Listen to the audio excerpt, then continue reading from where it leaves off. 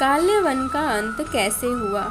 यह जन्म से ब्राह्मण लेकिन कर्म से असुर था और अरब के पास यवन देश में रहता था। पुराणों में इसे मलेच्छों का प्रमुख कहा गया है। काल्यवन ऋषि शेषीरायण का पुत्र था। गर्ग गोत्र के ऋषि शेषीरायण त्रिगत राज्य के कुलगुरु थे। उन्होंने भगवान शिव की तपस्या की और उनसे एक अजय पुत्र की मांग की। भगवान शिव ने कहा, तुम्हारा पुत्र संसार में अजय होगा, कोई अस्त्र शस्त्र से हत्या नहीं होगी। सूर्यवंशी या चंद्रवंशी कोई भी योद्धा उसे परास्त नहीं कर पाएगा। वरदान प्राप्ति के पश्चात ऋषि शेषीरायण एक झरने के पास से जा रहे थे कि उन्होंने एक स्त्री को जल में नहाते हुए देखा जो अप्सरा रंभा थी।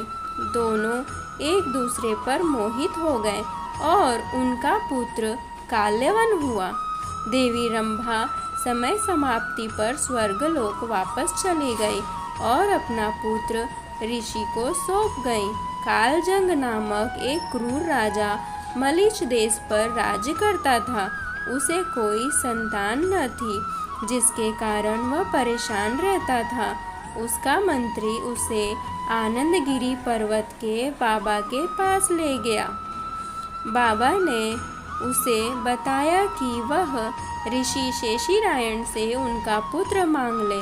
ऋषि शेषीरायण ने बाबा के अनुग्रह पर पुत्र को कालजंग को दे दिया।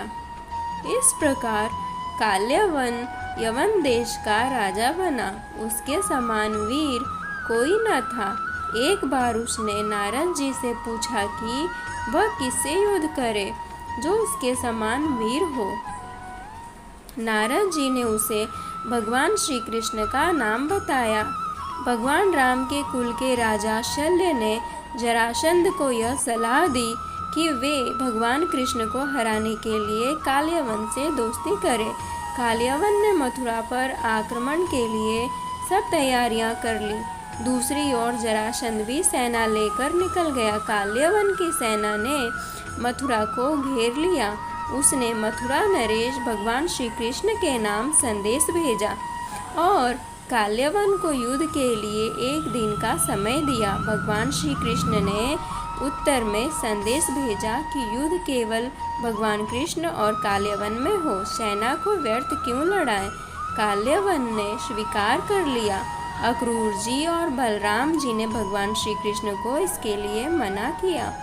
तब भगवान श्री कृष्ण ने उन्हें काल्यवन को भगवान शिव द्वारा दिए वरदान के बारे में बताया और यह भी कहा कि उसे कोई भी हरा नहीं सकता। भगवान श्री कृष्ण ने यह भी बताया कि काल्यवन राजा मुचुकुंद द्वारा मृत्यु को प्राप्त होगा। एक बार इक्ष्वाकु वंशी मानधाता के पुत्र राजा मुचुकुंद देवताओं की सहायता के लिए दानवों से युद्ध करने देवलोक पहुंच गए थे।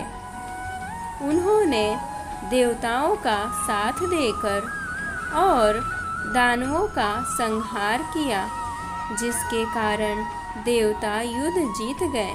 तब इंद्र ने उन्हें वर मांगने को कहा। मुचुकुंद ने वापस पृथ्वी लोक जाने की इच्छा व्यक्त की। तब इंद्र ने उन्हें बताया कि पृथ्वी और देवलोक में समय का बहुत अंतर है, जिस कारण अब वह समय नहीं रहा। अब तक तो तुम्हारे सभी बंधु बांधव मर चुके होंगे, उनके वंश का भी कोई नहीं बचा होगा। यह जानकर मुचुकुंद बहुत दुखी हुए और वर मांगा कि उन्हें कलयुग के अंत तक सोना है। तब इंद्र ने मुचुकुंद को वरदान दिया कि किसी धरती के निर्जन स्थान पर जाकर सो जाएं, और यदि कोई तुम्हें उठाएगा तो तुम्हारी दृष्टि पड़ते ही वह भस्म हो जाएगा।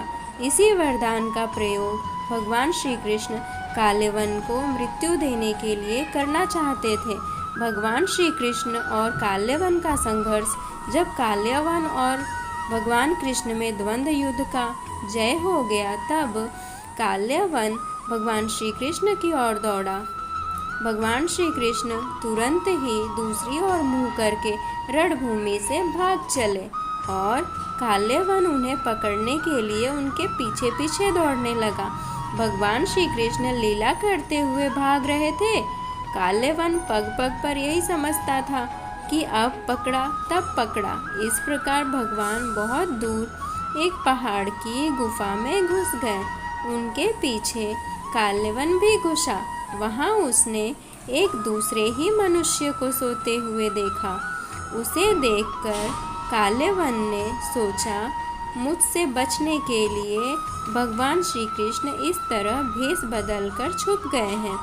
देखो तो सही, मुझे मूर्ख बनाकर साधु बाबा बनकर सो रहा है।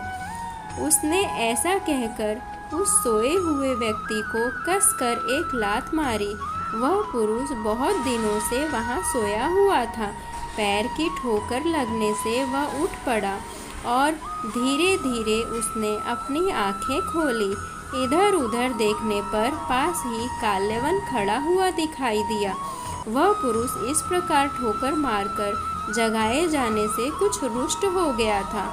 उसकी दृष्टि पड़ते ही काल्यवन के शरीर में आग पैदा हो गई और वह क्षण भर में जलकर राख का ढेर हो गया। काल्यवन को जो पुरुष गुफा में सोए मिले वे इक्ष्वाकु वंशी महाराजा मांधाता के पुत्र राजा मुचुकुंद थे। इस तरह काल्यवन का अंत हो गया।